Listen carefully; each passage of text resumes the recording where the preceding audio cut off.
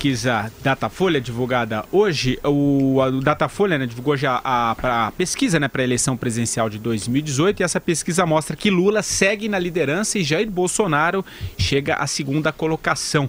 Faltando pouco mais de um ano para a votação, o petista continuou com cerca de 30% das intenções de voto no primeiro turno. Já o deputado do PSC, o Jair Bolsonaro, passou de 8% em dezembro do ano passado, agora para 16% nessa atual sondagem. Pelo PSDB, Geraldo Alckmin e João Dória variam entre 6% e 14% das intenções de voto. A maior queda foi de Marina, que variou de 24% para 15%. Ô Andreasa, começa esse tema com você. Se escapar da justiça, Lula é um dos favoritos ainda para o ano que vem? Você acha isso? Eu tenho falado sobre isso aqui diariamente, apanhando dos ouvintes. Pois é.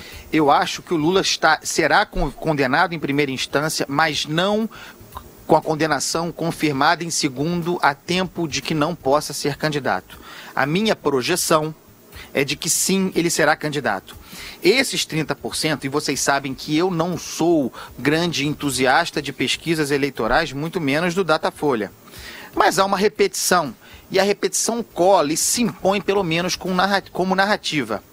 Eu vou estranhar muito se o Lula aparecer numa próxima pesquisa, vou desconfiar mais ainda, se ele aparecer com mais do que 30%, que me parece uma marca acima do teto dele, que não é do PT, é dele, tá? O PT não tem voto nenhum atualmente, quem tem é o Lula.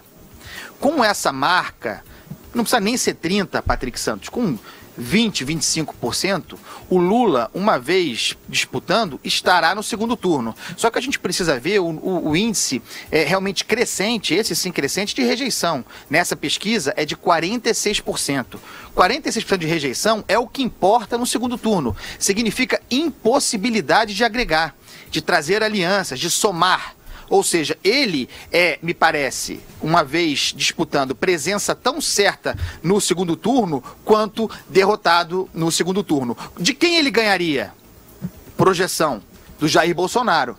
O Jair Bolsonaro é o candidato dos sonhos do Lula, porque também, pelo seu modo de comportar, pelo modo como ele fala, como ele se expressa, é outro que tem dificuldade em agregar. É o cenário ideal para o Lula, mas é o cenário improvável. O provável é que o Lula dispute a eleição, eu tenho falado aqui com frequência, contra alguém do establishment, porque o establishment político vai dar a volta por cima. Se eu tivesse de apostar, se eu tivesse R$1 para apostar, e eu estou falando isso aqui semanalmente, eu apostaria no segundo turno entre Lula, olha só, hein, voltamos a 2006, Lula e Geraldo Alckmin, com o Geraldo Alckmin favorito. Concorda? Não sei se teremos uma coisa tão passadista assim numa eleição tão pautada por um desejo de mudança. Me surpreenderia bastante. Eu acho que essa performance do Lula na pesquisa Datafolha hoje é o mesmo que nada. Não quer dizer nada. Está medindo o recall, está medindo alguém que está muito bravo com o governo Michel Temer, que está desempregado e que tem ali uma certa nostalgia de que no tempo do Lula era melhor. Mas ele cotejado com a obra dele, colocado diante do estrago que ele fez no Brasil, e isso vai haver propaganda de sobra para fazer, para se encarregar de fazer, e ele diante de condenações dele, de todo o seu staff, não é possível que ele vá chegar, e aí também não é torcida minha, eu olhando o cenário e fazendo uma análise dali para frente, eu acho que isso aí vai se esvair, esses 30% vão se esvair, vão ficar ainda na faixa de 2 dígitos, mas muito mais perto de 20 do que de 30. E eu acho que o Lula é vaidoso, a gente conhece o bicho, né? É um bicho vaidoso e que é muito cioso do tal legado dele, seja lá qual for, segundo ele, né? Porque pra gente é o legado da roubalheira, da falta de ética absoluta, mas pra ele é o legado de ter promovido socialmente. Eu não acho que ele não vai se arriscar a perder no segundo turno. A não ser que para isso ele dependa para assustar os processos e não ser preso.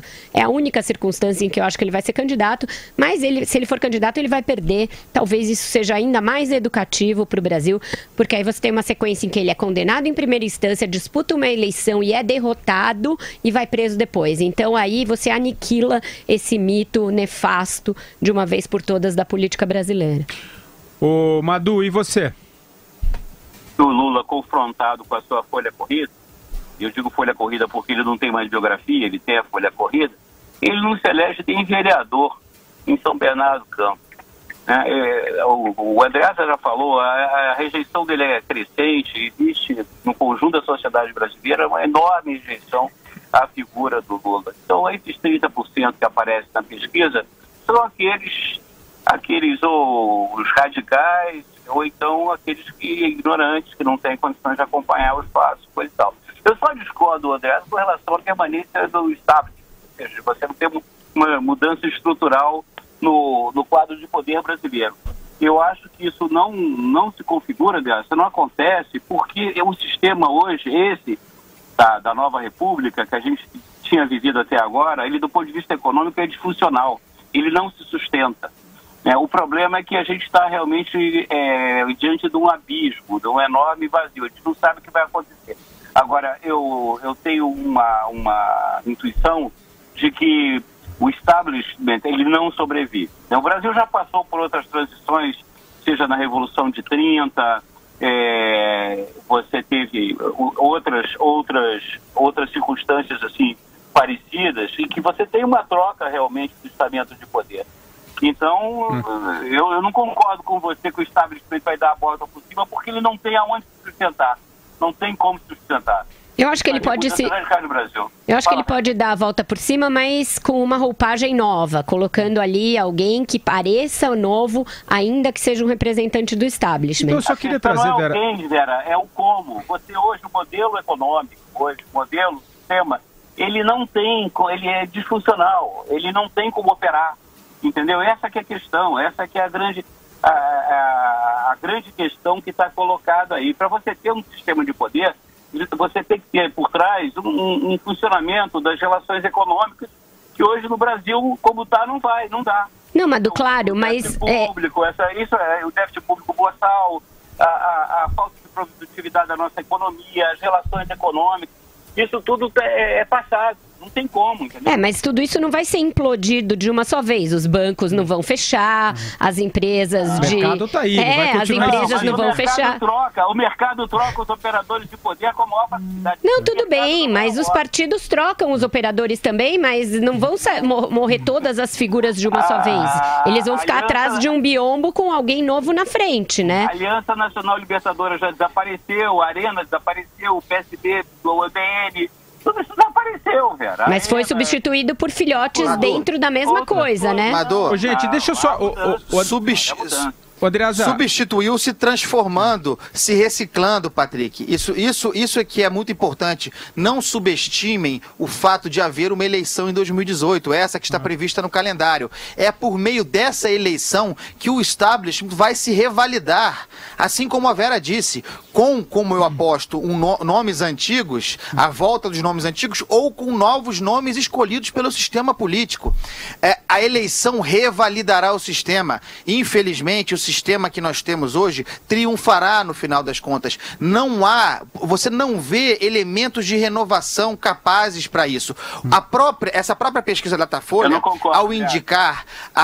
ao indicar a desaprovação recorde do governo Temer, mostra isso. E daí que ninguém aprova o governo Temer? Ele continua, não balança sequer minimamente por causa da opinião popular.